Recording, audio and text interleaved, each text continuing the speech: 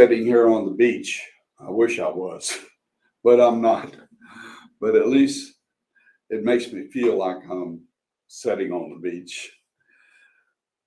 We're going to talk today, yesterday, or the day before, whenever I put my last talk up. It was about the history of money, which I hope that gave you some understanding of how the United States came into the money position that we are in today. And I want to welcome all your comments, and I will try to answer as many of those as possible. Okay, here's what each of you need to know.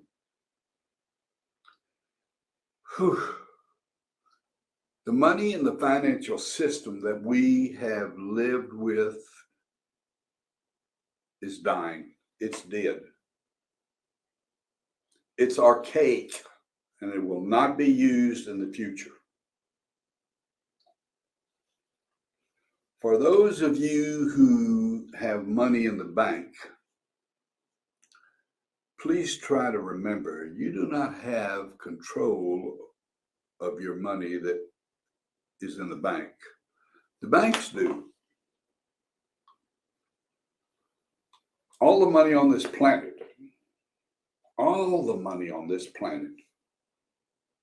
is fake money. They call it fiat. It's only paper, and it's backed by nothing. The United States dollar has lost 95% of its value since it was set up with the Federal Reserve System in 1913.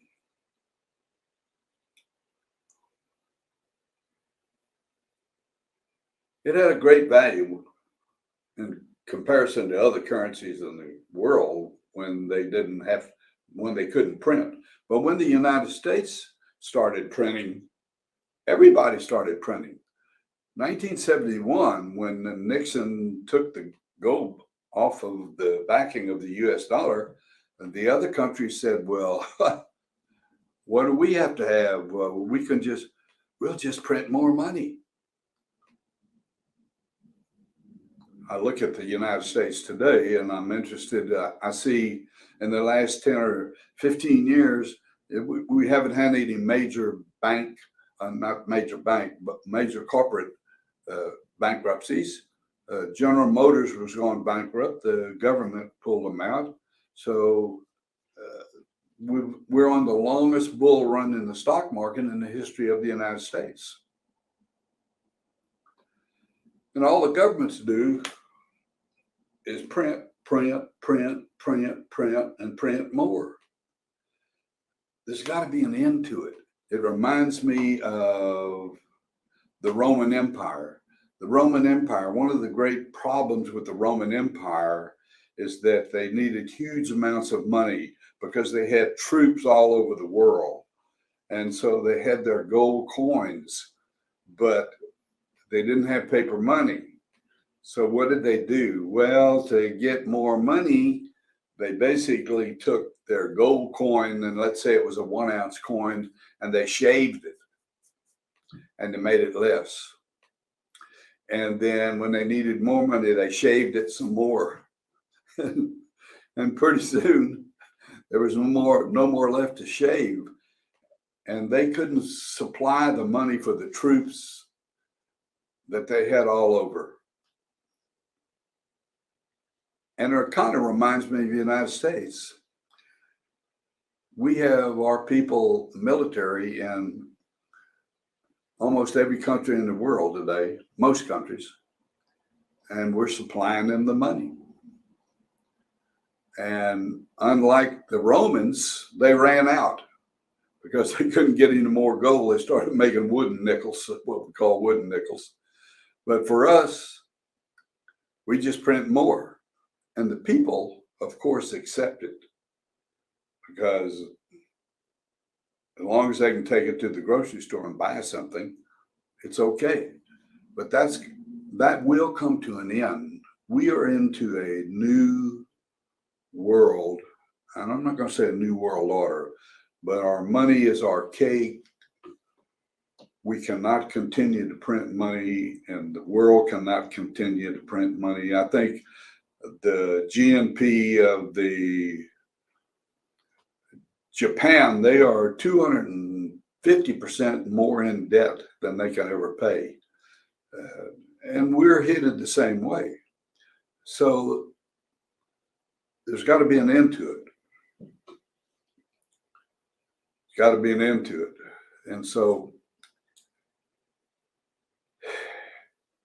instead of having big bank balances, this is not financial advice now. I'm just putting it out there.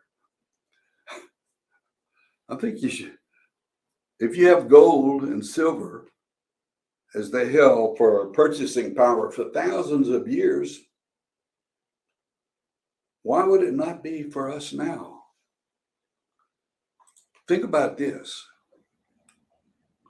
1 ounce of gold in 1913, when the Federal Reserve was founded, it bought 24 barrels of oil. And today, 1 ounce of gold can still buy 24 barrels of oil. Now, this is an interesting story. It's not that gold made a lot of money, it's that gold held its purchasing power. The amount of goods and services that you got in 1913 with 1 ounce of gold would be the same today. Example, I have a friend, and he's from Norway, and I like to use him as an example because the Norwegians are pretty tight. And I talked to him about 10 years ago, I think, into buying some gold coins. And they were 1 ounce gold coins, and I think he paid $1,100 for the coins. And he bought 10 of them, something like that. And the other day he called me 10 years later, probably, and he's going, "What do you think about gold, buying some more gold? Can I come talk to you?" And I said, "Yeah, come on." So he came over to the house, and I said, "What prompted you to think you want to buy more gold?" And he said, "Well, I thought about it. I bought this one gold coin for $1,100 from you 10 years ago. Had I not had the coin, but I kept my cash, $1,100, I figured it out that it would probably only buy me $650 worth of groceries today. So my dollar went down from 1,100 to 650 or 700 at the most. But my gold is worth $2,000. So my gold that I bought for 1,100, I can now sell for 2,000. So I got to figuring there's something to what you're saying, David. And this is what I'd like for people to try and understand. So if you held your paper dollar till today, from 1913, when the Federal Reserve was founded, it buys you 5 cents. 5 cents worth of purchasing power. Can you imagine that? A nickel today buys what it would have bought $1 in 1913. But for those of you who don't have enough money to purchase gold and silver, there's something else going on here, because what's happening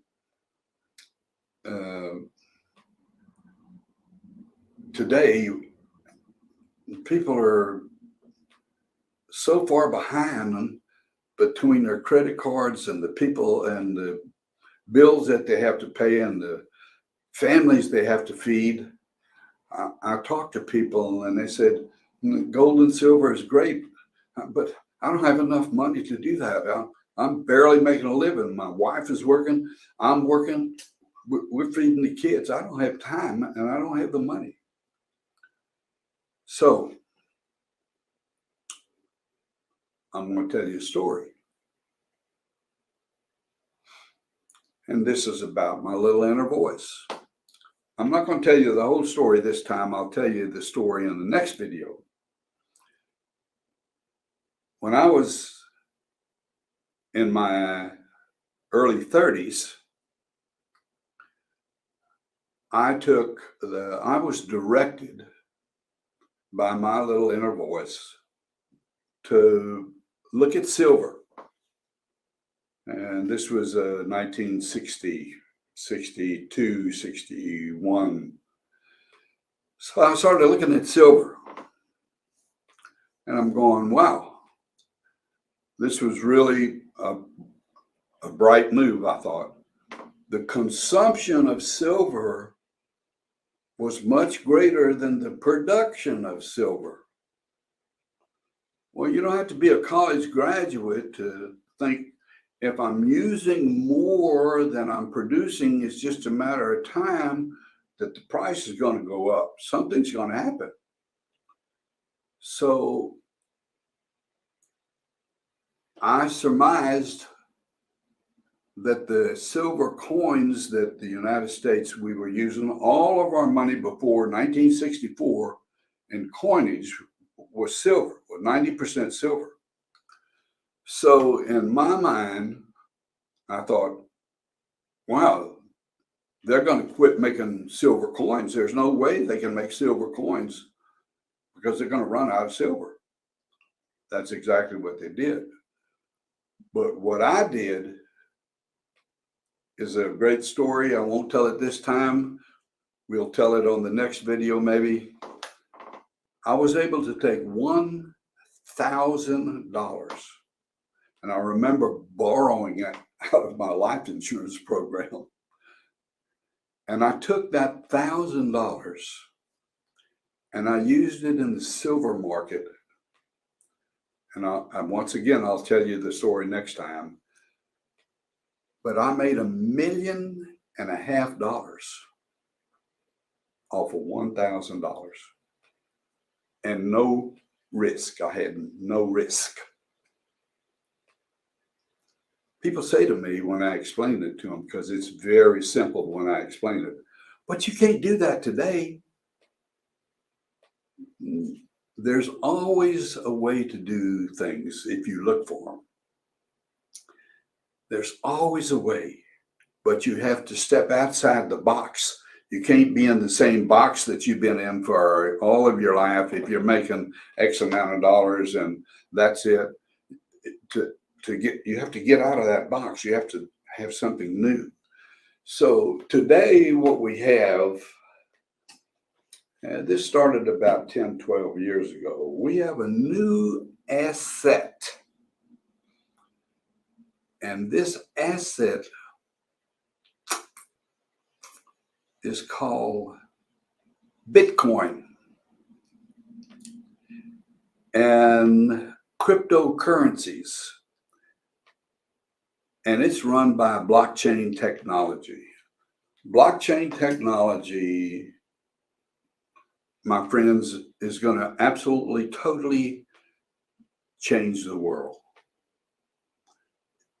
It's already turning our money system around. And we'll talk about that, how the government is going to try to use, and the corporations and the people, they're going to try and use blockchain technology to issue new currencies, new things, and we'll get into that. But this is an asset that is not controlled by economic forces. This is really important. There's nothing that is not controlled by economic forces. First of all, the governments of the world, especially in the United States, the prices are set. There's no free market. There hadn't been a free market in silver in 150 years, 170 years, the government on the commodity board, they set the price. They set the price. And they set the price whatever they wanted to set it at. And the derivatives that come off of that are just a whole nother course that we could go into. So think about what I'm saying. If you own stock, that's controlled by the economy. That's controlled by the dollar. That's controlled by a world war. That's controlled by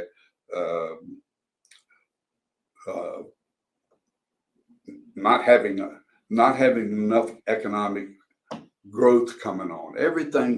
Every asset that's owned by the people in the world today is controlled by some economic force. But about 10 or 12 years ago, we came with a new asset that people didn't pay very much attention to, and that was called Bitcoin. Bitcoin is an asset that is not controlled by any force, by any economic force. If we have a war, it doesn't affect the price of Bitcoin. And the government has no control over Bitcoin. They can make laws telling us we can't have it or taxes on it, but it's what's called a decentralized asset. It's not controlled by the government or corporations. What does this mean? Well, I got to looking at this some years ago, and I thought, here is a new asset that we have never seen before. Now it's new, and it's like a little baby. You know, it goes up and down crazy. I mean, it started out at $10 or $15, and it went to 1,000, back down to 500, up to 5,000. A lot of movement, and I explain that because if you have children and they're young, they're up and down all the time. And with any luck, they mature and they become a little bit more stable at 17, 18, 19, 20. And by the time you get my age, you get moss on everything. But this Bitcoin, the first thing, there's only 21 million of these coins, as they call them, that's going to be ever mined. Bitcoin has to be mined by Bitcoin miners. So kind of like gold used to be, there was a limited supply. And so in the next video, we're going to explore